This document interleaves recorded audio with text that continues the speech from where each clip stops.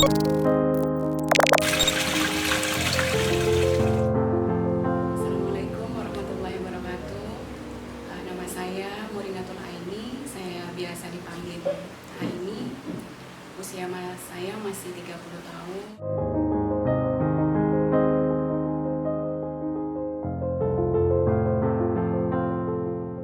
Aktivitas berbagi untuk umat, karena pada prinsipnya kami ingin memanfaatkan hidup kami juga, selain memang yang utama untuk keluarga, untuk umat, agar bisa menjadi ladang atau sang kita untuk kehidupan nanti di akhirat lah, seperti itu.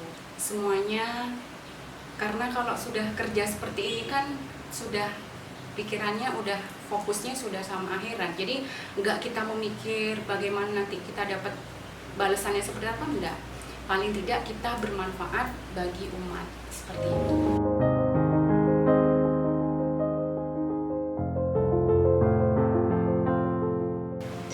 Jadi aktivitasnya sama, salah satunya juga berbagi dengan anak yatim, dengan kaum duafa, dengan beberapa masjid yang harus kami bantu juga, entah itu dari pembangunan semampu kami, entah itu dari pembangunan atau mungkin hal terkecil lah, bersih-bersih masjid yang dilakukan hari Jumat, setiap hari Jumat juga di beberapa tempat, dan mengisi air yang ada kulkasnya di sana. Kami isi air, kami tetap konstan setiap hari untuk ngecek persediaan air di sana, dan terutama peralatan untuk sholat. Jadi setelah beberapa hari sekali juga kami cek untuk dicuci atau diganti, seperti itu.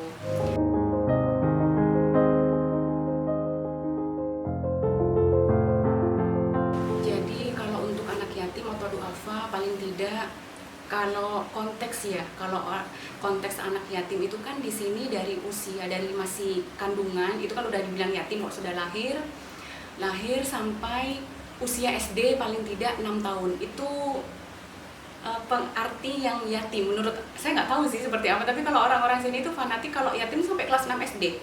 Kalau sudah kelas 1 SMP sudah bukan yatim gitu. Tapi bagi kami kalau yatim itu selagi dia tidak punya keluarga dan untuk berkelanjutan seperti sekolah SMP-nya, SMA-nya, selagi dia masih butuh kita support. Yang kita kasih untuk anak yatim seperti kadang kalau dari kami sama teman-teman tuh paling cuman kita urunan snack, atau kadang snack lah atau apa, snack dikumpulkan semua, roti atau apa dikumpulkan, itu insya Allah setiap bulan.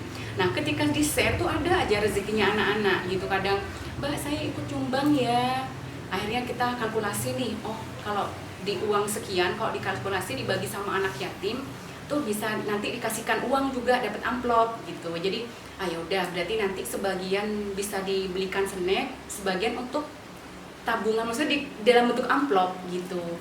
Karena di sini kan saya tidak cuma hanya memberikan dalam bentuk tabungan atau bentuk makanan saja, tapi paling tidak pendidikan. Untungnya pendidikan di sini itu kan pendidikan sekarang kan gratis untuk SD gitu, SMP itu gratis. Tapi tetap pantau terus bagaimana sekolahnya, di sekolahnya butuh apa, itu selagi kami bantu, insya Allah kami bantu. Dan tidak hanya 1 atau 2 yatim lah, seperti dalam bulan ini kalau sudah awal bulan nih waktunya ngelis dalam arti kan tidak hanya 1 atau 2 yatim saja, tapi ada beberapa tempat seperti di Sumenep itu ada 80 yatim, di Kasengan, terus di Kertagenah itu ada 24 yatim, terus di Akor itu 38, di Palengaan itu ada sekitar 25 yatim, di Pademau di Pasar Mungking tuh yang hari Minggu ini sudah jadwal pertama itu 46 yatim, di Tanjung sama di Sejati di Camplong itu 57 yatim. Itu yang dikumpulkan per satu-satu. Lain yang individual, seumumnya kayak saya. Ini kan saya sama teman-teman selalu jangan lupa kita berbagi sama orang, utamakan keluarga terdekat. Jadi keluarga kita sudah kita kasih belum?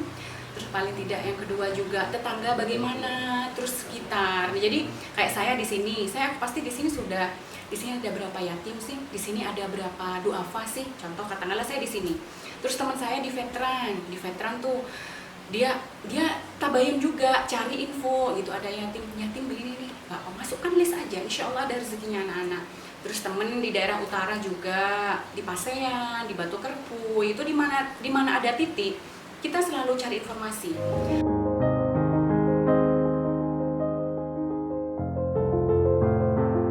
Kalau dulu bahkan saya list semua, saya kerjasama juga sama beberapa desa, paling tidak kan ada juga kayak camat atau mungkin kadang pamong itu yang jiwa sosialnya sama. Itu saya malah senang. Kadang, Mbak, udah kalau ada baju-baju layak pakai kirim ya ke sini, nanti kami yang distribusikan. Alhamdulillah juga banyak kayak yang kepala desa itu yang friendly gitu ya, di Tampojung Breki, Waru Tampojung Breki sangat friendly sekali.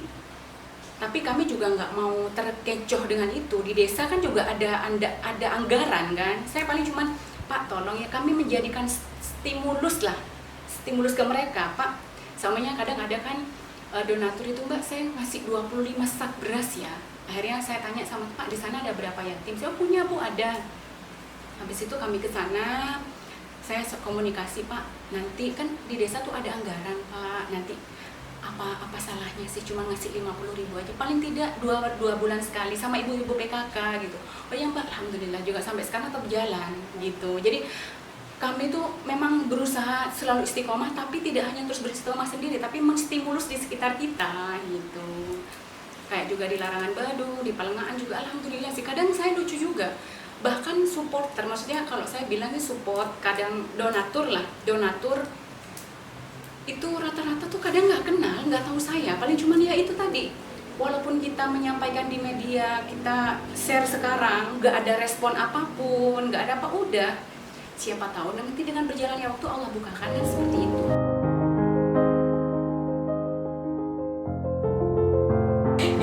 Itu Masya Allah ya. Dan bagi saya Allah menjanjikannya juga luar biasa. Saya masih ingat betul 2018, waktu itu ada keluarga saya, saudara saya waktu itu umroh. Waktu itu saya 2018 tuh nggak sebanyak sekarang gitu. Dan dari keluarga juga kadang ada penolakan gitu. Kenapa sih kamu mikirin kamu sendiri dong gitu. Kamu mikir dirimu sendiri, kamu mikir kebutuhanmu gitu. Tapi saya tipe orang yang bagi saya tuh udah, kalau menurut saya udah nyaman ya udah gitu. Nyaman dalam arti udah seminta sama Allah, menurut saya juga seperti ini, yang saya belajar juga seperti ini, dan bismillah aja. Jadi waktu tahun 2018 waktu itu kakak saya umroh. Pertanyaannya nyambung nih. Waktu itu kakak saya umroh, saya sudah daftar waktu itu, dan waktu itu daftarnya tuh kurang. Nah, pendaftarannya itu kurang. Saya cuman udahlah ngandin Allah aja, bismillah. Terus waktu itu kakak tanya ke saya, ini pendaftarannya sekian. Aduh, saya mikir dalam jangka waktu beberapa hari saya harus ninggalkan duafa. Kan memang dulu kan ada duafa yang saya ngasih makan setiap hari, kayak orang yang depannya BR itu saya ngasih tiap hari. Terus ada juga duafa sama UB di kantor, karena waktu itu saya bekerja di Toyota, UB di kantor saya juga ngasih juga setiap hari gitu, walaupun cuma beli lah, walaupun saya kadang nggak masak, beli gitu ya. Pas waktu itu saya mikir dalam waktu paling tidak lah 10 hari saya tinggal, itu gimana makannya mereka. Terus paling tidak nanti dalam 1 bulan saya ngasih ke mereka tuh dapat dari mana kalau uang ini saya kasih gitu. Akhirnya untuk pelunasan waktu itu memang kurang sih, tapi bagi saya ya Allah udahlah bismillah aja. Ternyata waktu itu kakak saya pelunasan kurang 2 bulan pelunasan, kakak saya lunas. Saya mikir udah husnudon sama Allah aja, insya Allah ada jalan terbaik saya gitu. Udah sampai Desember kakak saya berangkat. Akhirnya adik saya sama Umi itu sama kakak bilang, katanya mungkin udah gak usah pesimis, ini jalannya Allah. Mungkin kamu kalau berangkat gimana orang-orang di belakangmu, gimana siapa saya alatinin mereka, katanya gitu. Terus kamu masih inget nggak waktu itu memang ada bedah rumah, tapi saya masih kerjasama kalau nggak salah waktu itu dengan Lazismu. Saya mikir uang sekian ya Allah, bener waktu itu saya nggak punya tabungan sama sekali, cuman uang untuk berangkat yang umroh itu. Saya cuma pengen, ya Allah saya ingin gitu. Udah akhirnya kakak berangkat, saya cuma nangis, ya Allah. Pastilah waktu itu sangat sedih sekali gimana, tapi udah terus positive thinking terus akhirnya Januari kakak saya datang 2 minggu itu kakak saya ngasih tahu ini ada berangkat umroh lagi Februari katanya. Februari 2018. Oh itu 2017 Desember, 2018 Januari kakak datang. Kakak ngasih tahu ini ada umroh lagi gitu. Saya bilang sudah, saya yang kemarin sudah nggak ada uang saya, kan udah tahu sendiri kegiatan saya.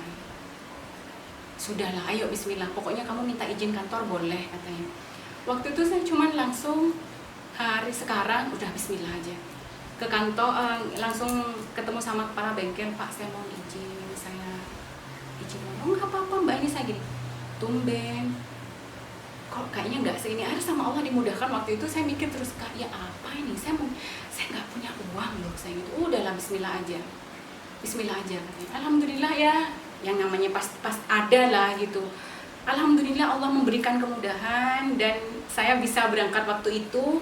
Walaupun kadang di bulan depan tuh saya mikir, waktu itu saya masih ingat, saya berangkat Februari saya berangkat, tanggal 6 saya berangkat waktu itu.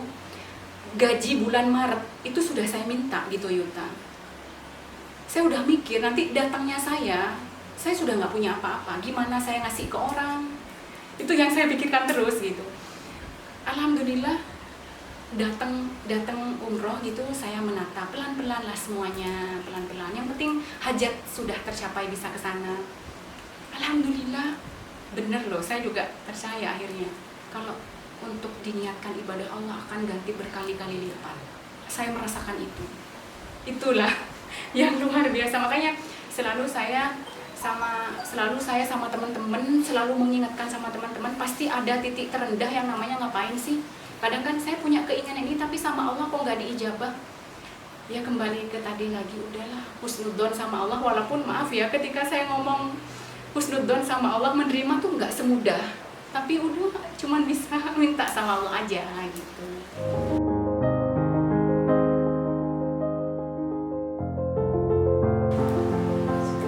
Keinginan kalau keinginan belum terwujud tuh banyak sih. Kalau saat ditanya gitu, yang jelas yang paling diinginkan dalam konteks berbagi juga yang belum apa. Kalau dalam konteks berbagi sampai saat ini alhamdulillah sih sudah jalan semua. Cuman paling tidak saya ingin menurunkan seperti ini juga pada anak-anak saya nanti, anak-anak saya dan teman-teman saya. Walaupun dan saya selalu menanamkan pada teman-teman itu berbagi tidak hanya dalam bentuk materi, niatkan dalam bentuk tenaga, dalam bentuk ilmu, pikiran. Insya Allah dengan ya berjalannya waktu Allah permudah itu semua. Dan semakin yang sudah disampaikan tadi sama masnya, semakin kita dekat, ujiannya semakin besar. Dan yang jelas apa sih? Kadang yang selalu buat saya, apa sih yang dicari di dunia ini, cuman sebentar. Paling tidak mudah-mudahan. Jadi ketika saya pun nanti tidak ada, itu loh ya, kan namanya bukan pesimis nanti mati dan sebagainya, enggak. Ketika tidak ada, saya tidak ada, ini tetap berjalan. Ini yang selalu ini. Dan saya, kenapa saya punya pemikiran seperti ini? Karena bagi saya Bapak almarhum sudah berhasil mendidik saya. Akhirnya anaknya bisa seperti ini. Dan alhamdulillah juga dengan berbagai ujian juga masih juga bertahan dengan posisi seperti ini gitu. Makanya selalu saya bilang dengan nggak harus ini sih. Yang paling tidak niatkan